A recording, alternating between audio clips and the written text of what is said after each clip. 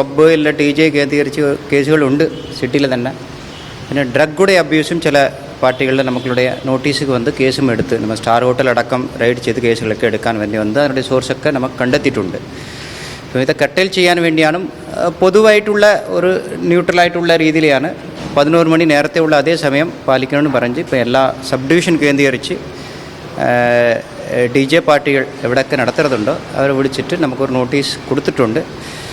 അത് 11 മണിക്ക് തന്നെ എല്ലാം അവസാനിക്കണം. അല്ലെങ്കിൽ നമുക്ക് 11 മണി മുന്നേ പറഞ്ഞപ്പോൾ ചില ബാറുകൾ പിന്നെ അവർ ബാർ ലൈസൻസ് അനുസരിച്ച് നടത്താൻ തുടങ്ങി. ബാർ ലൈസൻസ് വേറാണ്, DJ പാർട്ടിங்கிறது വേറെ ഒരു സംഭവമാണ്. അതുകൊണ്ടാണ് നമുക്ക് എല്ലാവരെയും വിളിച്ച് സംസാരിച്ചിട്ടുണ്ട്, നോട്ടീസും സർവീസ് ചെയ്തിട്ടുണ്ട്. ലീഗലായിട്ട് ഇങ്ങനെ അപ്രോച്ച് ചെയ്യാൻ അത് നോക്കും. അപ്പോൾ ഈ സ്റ്റാർ ഹോട്ടലുകൾക്ക് ഇത് ബാധകമാണോ സാർ?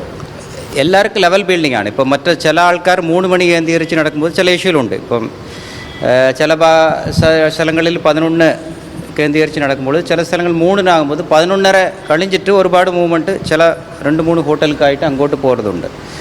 അതുകൊണ്ടും പിന്നെ ചില ഇഷ്യൂ ഉണ്ട്. പിന്നെ ഹോട്ടലുകളിൽ തന്നെ ചില ഇഷ്യൂസ് ഉണ്ട്. മറ്റേ ഇങ്ങനെ നടത്തக்கூடிய DJ പാർലറിൽ 12 മണിയില്ല 11 മണിന് ഇവർ അവസാനിച്ചാലും ആൾക്കാർ പോവില്ല. അതുകൊണ്ട് കുറച്ച് കറങ്ങി നടക്കാനും അത് ബന്ധമായിട്ടുള്ള കുറേ ഇഷ്യൂകളും ഉണ്ടാകാൻ തുടങ്ങി. അതുകൊണ്ടാണ് നമുക്കിപ്പം 11 മണിക്കുള്ള രീതിയിൽ റെസ്ട്രിക്ഷൻ ഇപ്പം നമ്മൾ അവർക്കെല്ലാവരും അഡ്വൈസ് ചെയ്തിട്ടുണ്ട്. We have asking them also to close it 11. Sir, അപ്പോൾ തന്നെ കടവന്ത്രയില്ലേ ഈ പ്രതികൾ ചാടിപ്പോയ വിഷയവുമായി ബന്ധപ്പെട്ടുകൊണ്ട് എങ്ങനെയാണ് ഒരു നടപടിയിലേക്ക് പോയിരിക്കുന്നത്?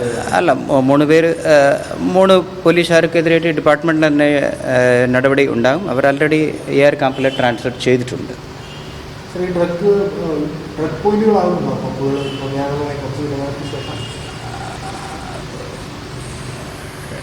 മറ്റേ ഇത് DJ പാർട്ടിയും ഇതുപോലെ യങ്സ്റ്റേഴ്സും കേന്ദ്രീകരിച്ച് സ്ഥലങ്ങൾ സ്ഥിരമായിട്ട് കൂടുമ്പോൾ അത് ഒരു മാർക്കറ്റാണ്. അത് കേന്ദ്രീകരിച്ച് ചില ഓപ്പറേറ്റേഴ്സ് ഓപ്പറേറ്റ് ചെയ്യാൻ തുടങ്ങി. അതിനുടെ മേജർ നെറ്റ്വർക്കാണ്, സപ്ലയറാണ് നമുക്ക് കെവിൻ ഒരാളെ നമ്മൾ റീസെൻ്റായിട്ട് പിടിച്ചിട്ടുള്ളത്. അവരാണ് ഇങ്ങനെയുള്ള സ്ഥലങ്ങളിൽ ചെയ്തിട്ടുള്ളത്.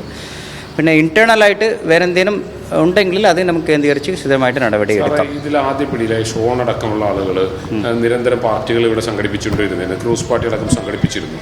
അപ്പോൾ എന്തായിരുന്നു ഇവരുടെ മുൻകാല പാർട്ടികളെ കുറിച്ചോ അന്വേഷണം നടത്തുന്നത്? അല്ല, മുൻകാല പാർട്ടികളെ പറ്റി നമുക്ക് പറയാൻ പറ്റില്ല. നമ്മുടെ ശ്രദ്ധയ്ക്ക് വന്ന ഇൻപുട്ട് അനുസരിച്ചാണ് നമ്മൾ ഒരു സ്റ്റാർ ഹോട്ടലിൽ തന്നെ നമ്മൾ അന്ന് റൈഡ് നടത്തിയിട്ട് ഒരു 5 പേര് മറ്റ് പലതരപ്പെട്ട ഏരിയയിലൊന്നും ആൾക്കാരെ പിടിച്ചിട്ടുണ്ടായിരുന്നു. ഇൻപുട്ട് ഉണ്ടെങ്കിൽ അത് കേന്ദ്രീകരിച്ച് നടപടി എടുക്കാം. നമുക്ക് മറ്റേ ഒറിജിനൽ സോഴ്സ് വരാൻ എത്താനുള്ളതാണ് ഇപ്പോൾ ശ്രമം. അപ്പോൾ ഇവർ ഇത്തരം പാർട്ടികളെ വീണ്ടും സംഘടിപ്പിക്കാനുള്ളൊരു നീക്കം നടത്തുന്നുണ്ട്. അപ്പോൾ പോലീസ് അവർ ലീഗലായിട്ടുള്ള കാര്യങ്ങൾ ചെയ്യട്ടെ. പിന്നെ ഡ്രഗ് ഈസ് നോട്ട് അലൗഡ്.